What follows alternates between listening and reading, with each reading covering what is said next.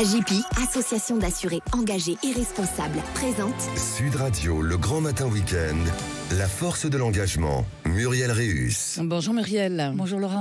Ce matin, vous allez nous parler d'engagement pour le droit à mourir dans la dignité avec votre invité tout à l'heure, Jonathan Denis, président de l'association pour le droit à mourir dans la dignité. Mais juste avant, votre édito sur la question. En France, le droit à mourir dans la dignité est un sujet controversé et complexe. Depuis de nombreuses années, des débats ont lieu autour de la question de la fin de vie et de l'euthanasie. En 2016, la loi Claeys-Leonetti a élargi les options de fin de vie pour les patients en phase terminale dont le pronostic vital est engagé à court terme, en autorisant la sédation profonde et continue jusqu'au décès, s'ils sont atteints d'une affection grave et incurable, s'ils présentent une souffrance réfractaire au traitement ou une souffrance insupportable. De fait, cette loi ne prend pas en compte toutes les personnes atteintes de maladies dégénératives, souvent incurables, avec toutes les souffrances psychologiques, les dégradations et les situations de dépendance qu'elles impliquent et que certains patients ne souhaitent pas vivre ou faire vivre à leur famille. La seule affaire Vincent Lambert, patient en état végétatif durant plus de 10 ans, a montré à quel point ces questions pouvaient diviser une famille quand un être humain se trouve dans l'incapacité d'exprimer une volonté. Chaque témoignage, chaque récit sur une fin de vie douloureuse questionne et met en lumière les différences d'opinion entre les professionnels de santé, les familles, les autorités et les institutions sur la question de la fin de vie. Pourtant, les sondages démontrent que 9 Français sur 10 sont favorables à l'aide active à mourir. Au début du mois de mai, les 184 Français et Françaises tirés au sort et représentatifs de la société française et composant la Convention citoyenne sur la fin de vie ont rendu leurs conclusions après plusieurs mois de travaux. 2 constats majeurs: l'inégalité d'accès sur tout le territoire aux soins palliatifs, une absence de réponse adaptée face à des situations de souffrance physique ou psychique intraitables. À 75,6%, la Convention citoyenne se positionne en faveur d'une aide active à mourir, de la légalisation de l'euthanasie et du suicide assisté. Elle juge primordial que la condition médicale des patients présentant un caractère d'incurabilité et de souffrance réfractaire physique et psychique puissent en bénéficier. Elle recommande le développement des soins palliatifs pour toutes et tous et partout, une procédure encadrée, validée par le corps médical et une commission de suivi et de contrôle. Dès la publication de ces résultats, le Conseil national de l'ordre des médecins a, par voie de communiqué, exprimé ses réserves en réaffirmant que les médecins ont une obligation de ne pas donner la mort délibérément et que l'euthanasie et le suicide assisté vont à l'encontre de cette obligation éthique et que les soins palliatifs sont une juste réponse à l'euthanasie et au suicide assisté. Le Conseil a néanmoins reconnu la nécessité de poursuivre le dialogue. Alors, avons-nous avancé sur cette question d'un modèle français de fin de vie ?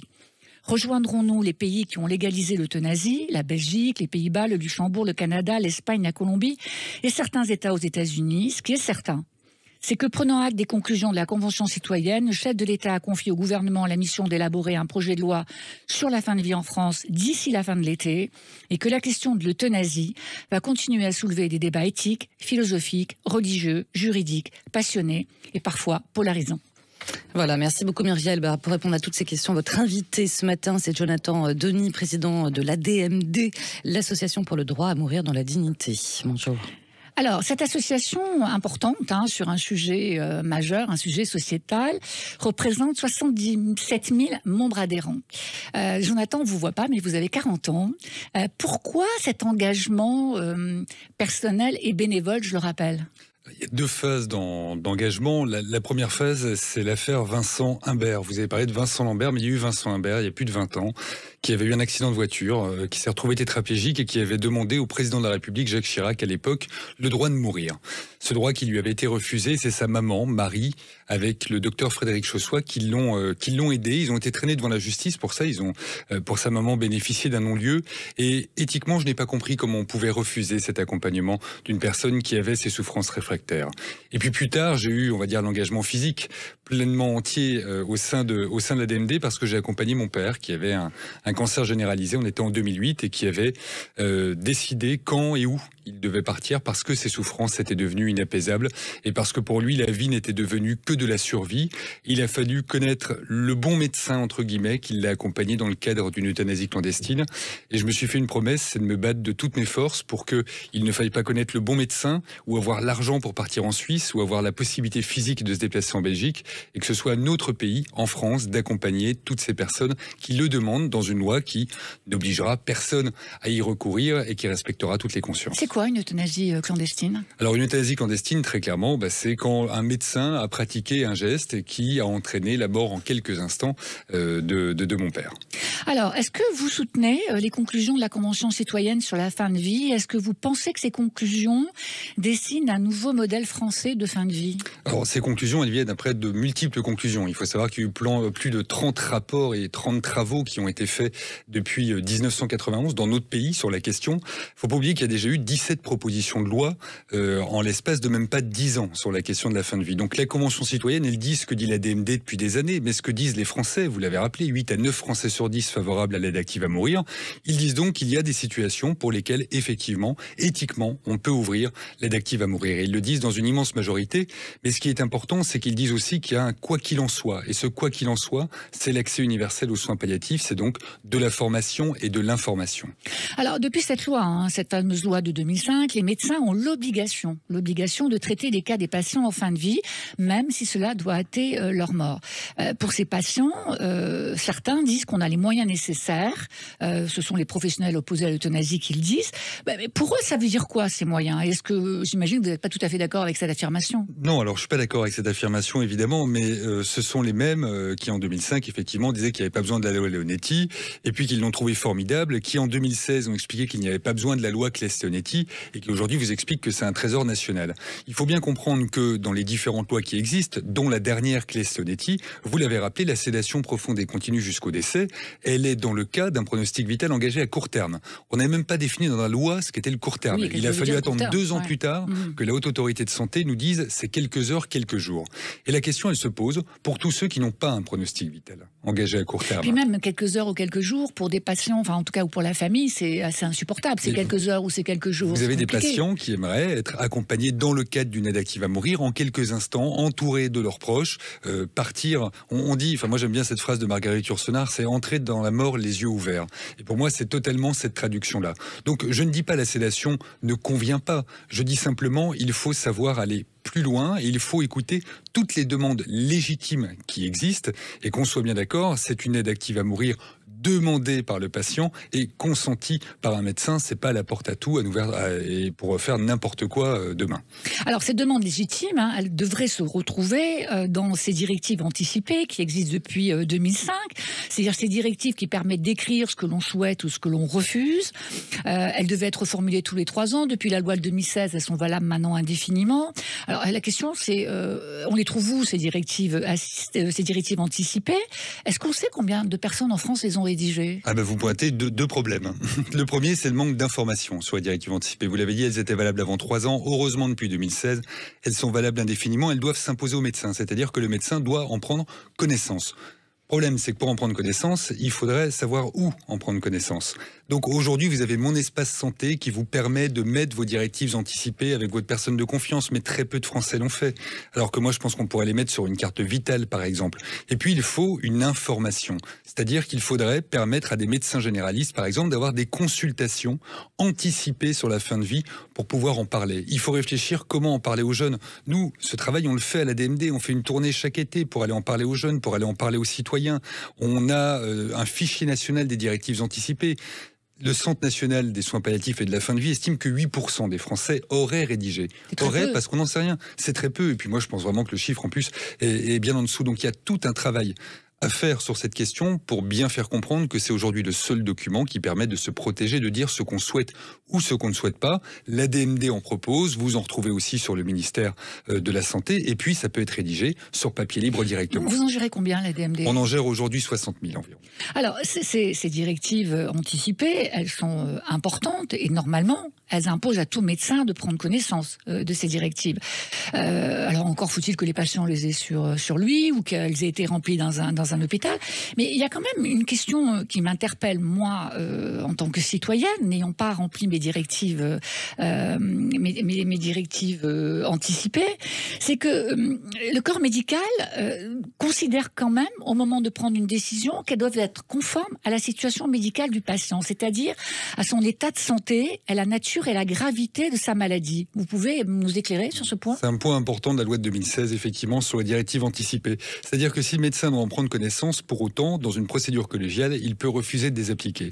Premier cas, l'urgence vitale. Deuxième cas, si elles sont rédigées de manière inappropriée, donc ça peut tout dire et rien dire. Et troisième cas, c'est si elles ne sont pas conformes avec votre situation médicale. Dernièrement, il y a une famille qui avait saisi en question prioritaire constitutionnelle la question des directives anticipées. Un de leurs proches était à l'hôpital, dans un état végétatif, et il avait écrit dans ces directives anticipées qu'il souhaitait être maintenu coûte que coûte en vie. Eh bien, les directives anticipées n'ont pas été respectées dans ce cadre-là. Donc on voit bien que le problème des directives anticipées, c'est si vous demandez à pouvoir partir plus rapidement parce que les souffrances sont insupportables, ce ne sera pas accepté. Mais si vous demandez à être maintenu coûte que coûte en vie, ce ne sera pas accepté parce qu'on considérera que c'est de l'obstination déraisonnable. Donc il faut remettre à plat aussi ce sujet sur les directives. Alors dans ce sens-là, être maintenu en vie coûte que coûte, si les médecins décident du contraire, à la limite on peut l'entendre, mais dans l'autre sens. Mais moi je n'entends pas, parce que j'entends qu'on a fait des lois de médecins pour des médecins. Moi j'entends que c'est aux citoyens d'être au centre de la décision. C'est à la personne qui souffre, à la personne qui est dans le lit. Vous êtes l'expert de votre fin de vie, je suis l'expert de ma fin de vie. Les médecins évidemment sont là pour accompagner, pour soigner, pour écouter évidemment, mais je ne comprends pas que des médecins puissent vous dire non, ces directives anticipées, elles n'ont pas à être appliquées telles quelles, ou alors il faut réfléchir à autre chose, à une autre manière de faire ces directives anticipées, une autre manière de protéger à la fois les soignés et à la fois les soignants. Quand on parle de suicide assisté, on parle de quoi concrètement ? Quand on regarde des chiffres, alors je sais pas, les chiffres c'est un peu compliqué de les avoir, hein, mais on se rend compte que apparemment moins de 100 personnes se rendent chaque année en Belgique ou en Suisse pour demander une euthanasie ou un suicide assisté. Alors est-ce que ces chiffres sont les bons ? Et puis éclairez-nous sur ce que veut dire un suicide assisté. Alors ces chiffres peuvent être les bons. Après il faut voir aussi les chiffres en France. En France on ne sait pas combien il y a de sédations. C'est quand même ce qu'a pointé le rapport d'évaluation de la loi de 2016. Il y aurait une centaine de sédations, mais elles ne sont pas codées. Donc on n'en sait absolument rien. Elles ne sont pas codifiées. En Belgique, depuis 2 ans, il y a la possibilité de mettre la mention de la résidence. C'est pas une obligation. Donc il peut y avoir beaucoup plus de Français qui sont accompagnés en Belgique. Et on le sait, il y a beaucoup plus de Français. Et puis ce n'est pas parce que vous avez fait une demande que vous irez précisément au bout. Soit parce que le décès intervient avant, soit parce que vous êtes simplement rassuré de savoir que ça existe et que, in fine, vous serez respecté dans ce choix-là. Maintenant, vous avez des médecins qui disent on va pas faire une loi pour une centaine de Français. Mais quelle est cette promesse de solidarité qui est faite à ces patients-là ? On va pas faire une loi et donc on va les laisser partir, on va les laisser se tirer une balle dans la tête ou sauter dans le vide comme ça se passe chez nous, parce qu'en France, on a ce record de suicide des personnes âgées. Moi, je suis pas du tout d'accord avec ça. Et c'est pour ça que je pense qu'il y a une autre voie d'accompagnement, et je souhaiterais que demain, cette loi, ce modèle à la française que souhaite le président de la République, ce soit un modèle qui ne dise pas aux Français va mettre 10 000 euros pour partir en Suisse, ou va rencontrer un médecin qui soit prêt à t'accompagner. Et dites-vous bien qu'il y a même des Français en France, donc des Français à la frontière franco-belge, qui vont en Belgique pour bénéficier d'une euthanasie, qui se font rembourser les soins préparatoires à une euthanasie par la sécurité sociale française. C'est la magie de notre pays et la grande hypocrisie sur la question. Un dysfonctionnement de plus peut-être. Alors la Convention citoyenne a pointé la déficience de soins palliatifs en France. Le président Macron, que vous venez de citer, j'ai lu son allocution de clôture de la Convention citoyenne, il reconnaît une évolution du nombre de lits, 9 526 en 2022 contre 7 500 dit-il, 3 ans plus tôt, mais une offre inégalement répartie. 21 départements ne disposeraient pas d'unités de soins palliatifs. Alors ma question c'est, est-ce qu'il y a une inégalité face à la finitude ? Est-ce que ce chiffre annoncé de 200 000 personnes environ chaque année qui n'auraient pas accès aux soins palliatifs est réel ? Et ne pensez-vous pas aussi qu'il y a un problème de formation et par conséquence de méconnaissance de la loi? Ah mais il y a tout ça. Alors sur les chiffres d'Emmanuel Macron, moi je me base sur l'Atlas des fins de vie qui a été fait, des soins palliatifs pardon, qui a été fait une nouvelle fois par le Centre national des soins palliatifs et de la fin de vie. On serait plus autour de 7 500 lits hospitaliers de soins palliatifs, dont un quart sont dans des unités de soins palliatifs. Maintenant, il faut reconnaître qu'il y a eu 5 plans nationaux sur les soins palliatifs, donc on les a développés.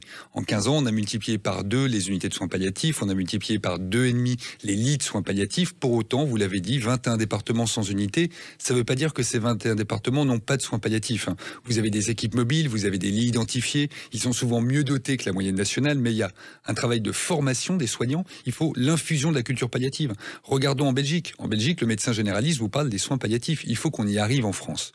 Donc ça, c'est la formation. Il faut l'information, évidemment, de nos citoyens, mais il faut mettre, à un moment donné, l'argent sur le développement des soins palliatifs. Quand on a fait notre 5e plan de soins palliatifs, c'était il y a 2 ans, c'est 2,50 € par habitant. L'Autriche, au même moment, légalisait le suicide assisté, faisait un plan de soins palliatifs de 12 € par habitant. 5 fois plus. Donc je pense qu'il faut savoir mettre les moyens. Mais l'un ne s'oppose pas à l'autre et je n'opposerai jamais soins palliatifs et aide active à mourir. Alors, on a bien compris que la loi actuelle ne traite pas la question des personnes qui ne sont pas en fin de vie et qui souhaitent du moment où ils vont partir. Que pensez-vous, et ça sera ma dernière question, que pensez-vous de ceux qui affirment que l'aide active à mourir, c'est une réponse à un motif social, pas un motif médical, et que l'incurabilité devient un motif de culpabilité pour les patients lié à une charge pour les siens, pour la société, à l'isolement? Mais nulle part, c'est une obligation sociale. Il faut bien comprendre que dans ce qui est défini pour l'aide active à mourir, ça concerne des personnes qui sont atteintes d'une pathologie grave, incurable, avec des souffrances réfractaires à un stade avancé ou terminal, qui ces souffrances sont inapaisables. Et donc, c'est pas parce qu'elles n'auront pas la possibilité d'avoir accès à des soins, parce qu'elles n'auront pas les moyens de se loger différemment, etc. C'est pas ce contexte social-là qui existe et qui existe dans d'autres pays. Maintenant, plus on recule sur la question, plus on oblige ses concitoyens à devoir échapper à leur pays pour aller mourir ailleurs. Moi, j'ai jamais vu un Belge venir mourir en France pour bénéficier de notre sédation. Des Français qui partent en Belgique, il y en a. Il faut maintenant mettre le paquet, se réunir et faire un modèle, pourquoi pas à la française. J'espère que tous les opposants d'hier qui aujourd'hui sont favorables finalement à la loi de 2016 seront favorables d'ici quelques années à l'aide active à mourir et se diront on a quand même perdu beaucoup d'années. ADMD. Pour en savoir plus, admd.fr. admd.net, oui, pour nous rejoindre dans ce combat. Merci beaucoup. Merci à vous. Merci à vous deux, merci Muriel, et on se retrouve bien sûr samedi prochain, dimanche prochain pour la force de l'engagement. Merci Laurence. Sud Radio, merci. Sud Radio, le grand matin week-end, la force de l'engagement, Muriel Réus. Avec AGP, association d'assurés engagés et responsables.